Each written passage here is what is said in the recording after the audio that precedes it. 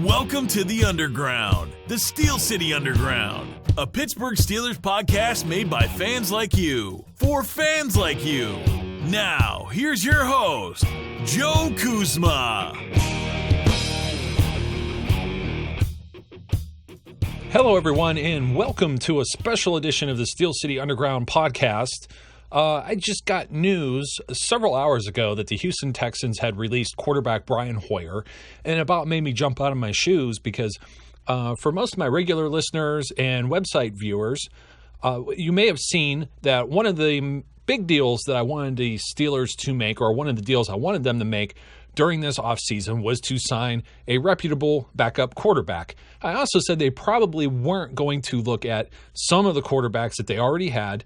We're looking at Bruce Gradkowski, who's coming off of a major injury on his shoulder last season. He's also in his mid-30s. Always been a journeyman career backup. Didn't get very many snaps with the Pittsburgh Steelers as it was. Michael Vick obviously was not the solution. And if you heard kind of the exit meeting that Coach Mike Tomlin had with the press, he was not impressed with Michael Vick, nor did he sound very impressed with third option, and in this case for last season, fourth option, Landry Jones. So the Pittsburgh Steelers are just kind of riding there, just kind of standing pat. And a lot of people were talking about whether the Steelers would draft a QB in the upcoming NFL draft in less than 2 weeks. And I had been an opponent of the Steelers burning a draft pick that they already don't have to waste on a position where the player will never see the field. And if he does see the field, he's likely to not be prepared in much the same way as even a Bruce Gradkowski or Michael Vick or even Landry Jones for that matter is, because Jones had been with the team for several years and knows the system. So when the news broke that Brian Hoyer had been released, I had gotten very excited. We're talking about a player who was 5-4 last year with the Houston Texans. Up and down, the Houston Texans went through 4 different quarterbacks for a myriad of reasons. Obviously, they tried the Ryan Mallett experiment there as well, competing with Hoyer going into the camp for most of you guys who may have seen HBO's Hard Knocks.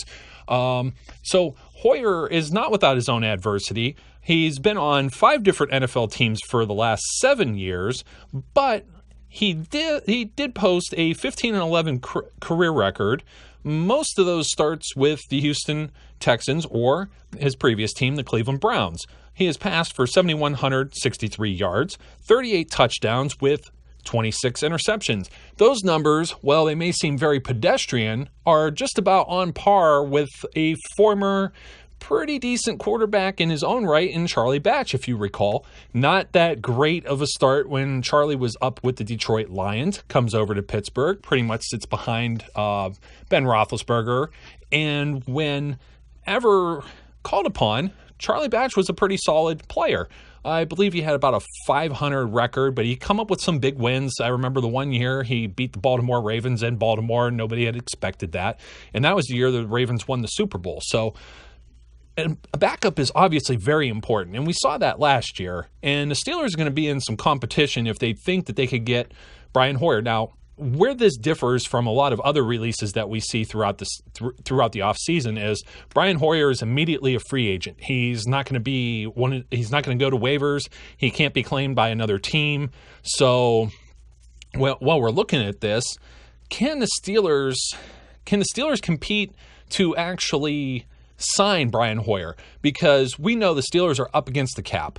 Their head's about to hit the ceiling. They don't have a whole lot of money. They were paying Bruce Gradkowski just shy of $2 million last season. Michael Vick got the veteran minimum. He was an emergency signing. Of course, no other team really wanted him, so Vick was just kind of extending his own career, saying yes to that. Sometimes it's just about opportunity, who wants you, blah, blah, blah.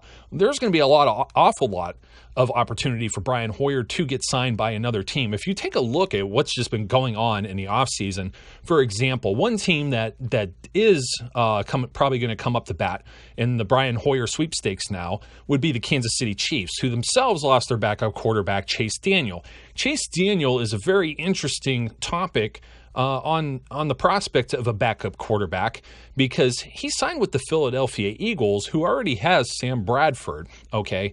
The Eagles already had Mark Sanchez as well, who went over to the Denver Broncos, who may be another team that's going to try and compete for Brian Hoyer. And they could say they just came off the Super Bowl victory this year, and they don't know that Sanchez is really the answer there. And then they have another guy, Trevor Siemian, who was at one time the 11th best quarterback in the Big Ten. He was a 7th-round draft choice. So it's not as though Trevor has ever really seen the field. Mark Sanchez is going to be entering a new system. So the Denver Broncos still are unsettled at the quarterback position. But just jumping back with the Chiefs and their former quarterback in Chase Daniel, when you look at Bruce Gradkowski making only $2 million roughly last season, and Brian Hoyer was making $5.2 million. Now, $1 million of that was a base and $4.2 was a roster bonus. This year, he was set to make $4.8 million with a $4 million base, which is, basically the reason why the Houston Texans don't feel a need to hold on to him. They signed Brock Osweiler off the street. They also have their own project in Phil Savage, a quarterback that they had drafted a year or two ago. And I think I just said Phil Savage. That's totally the wrong name. Phil Savage, I think, was a GM with one. It was Tom Savage. I apologize there. But either way, the Texans have their own prospect at quarterback, and then they have the big money guy that they signed in free agency away from the Broncos. So you see how all the dominoes fall in free agency, as I had spoken of in other shows.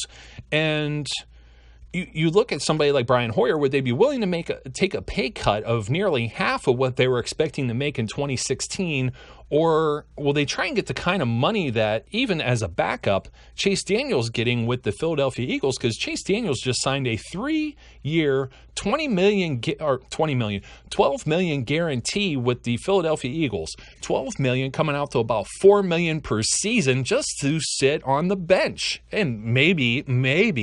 I can't even say maybe when it comes to Sam Bradford, because if and when he does get hurt, Chase Daniel knows there might be an opportunity to jump in there. But there's better opportunities available now that the Jets have had their own kind of contract problems with their negotiations of re-signing last year's starter Ryan Fitzpatrick. So the Jets are offering Ryan Fitzpatrick $12 million. The agents for Ryan Fitzpatrick turn around and look around the league and see Brock Osweiler making, 16 something a year, $40-some million guarantee. And then you look at like somebody like Chase Daniel, Sam Bradford signing a contract. I mean, all these quarterbacks are getting insane amounts of money.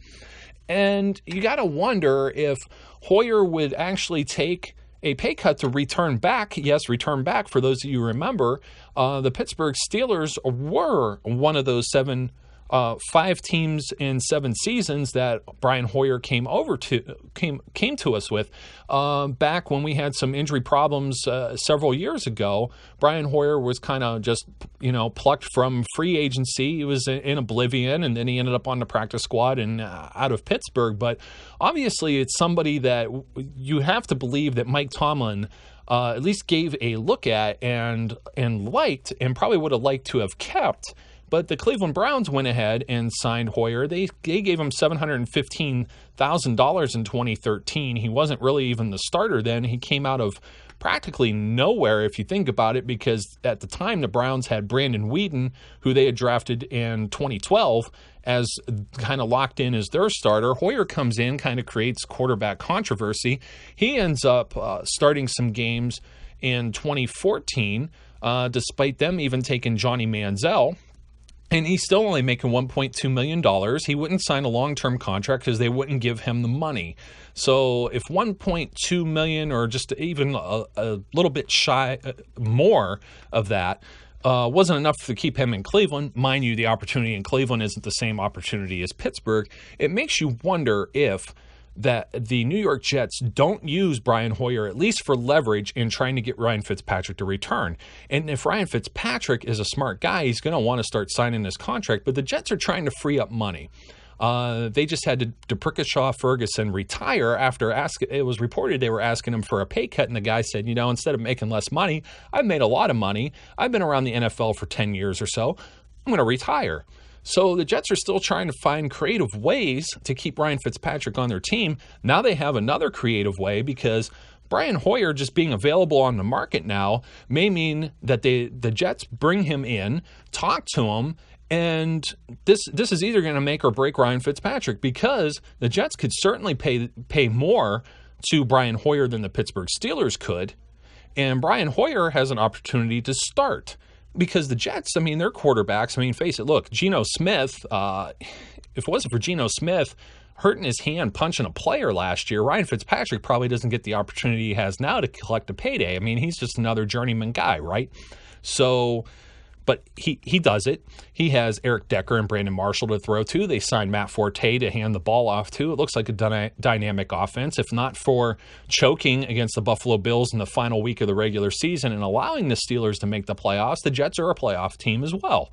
So they're a team on the rise that Hoyer could start for and make up to at least, I mean, they're offering Ryan Fitzpatrick $12 million. I don't think the Steelers could even offer Hoyer $2, maybe $3 million tops, unless they get some guys to restructure. Because even the money they just saved from Cortez Allen's release, that doesn't even come to us until June 1st. So that's a post June 1 designation. So that money is still on the books until that first day of June. So the Steelers are I don't even know that they're really in play now. And when you look at some of the other teams that have an opportunity to maybe speak to Hoyer, and they're desperately looking for backups. You look at the Chicago Bears with Jay Cutler, and he always has an injury history. You look at the Dallas Cowboys with Tony Romo, and he always has a history of injuries. Sorry there. Hey, it's late. I said this was a special edition, right? The Kansas City Chiefs, they lost their backup in Chase Daniel, as I had mentioned. I can't even tell you who's currently backing up Eli Manning in New York. I assume it might still be Ryan Nassib, who came in the league the same time as Landry Jones and is nowhere near even as accomplished as Mr. Jones is. You also look at the Oakland Raiders, and for the life of me, I couldn't tell you who's behind Derek Carr either. Those are just some of the speculated teams that may be looking at a backup quarterback. So the Steelers are in competition with some other teams here in the league. The two front runners probably that are looking for at least a starting role or could give Hoyer an opportunity to compete would be the Jets, who also have the 20th pick overall in this year's NFL draft. So it'd be interesting to see maybe if the Jets don't look another direction and go towards a player like a Paxton Lynch or a Dak Prescott. Two of the guys that aren't expected to go to the now Los Angeles Rams or Cleveland Browns at pick number 1 and 2 overall. They're expected to maybe look at Jared Goff. And I'm trying to think now. The other guy's name is just escaped my mind. But anyways, there's still going to be Paxton Lynch. He's been linked to maybe the Denver Broncos.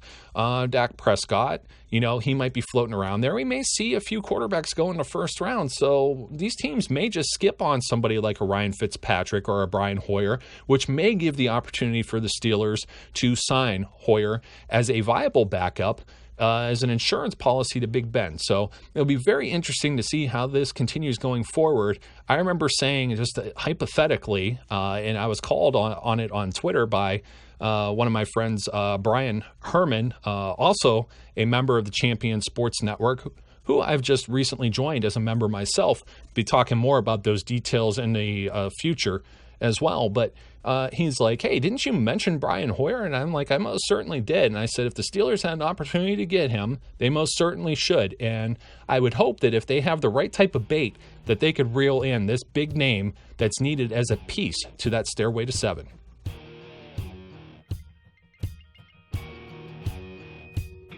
We would like to thank you for listening and remind our listeners to follow us on social media and our website, www.steelcityunderground.com.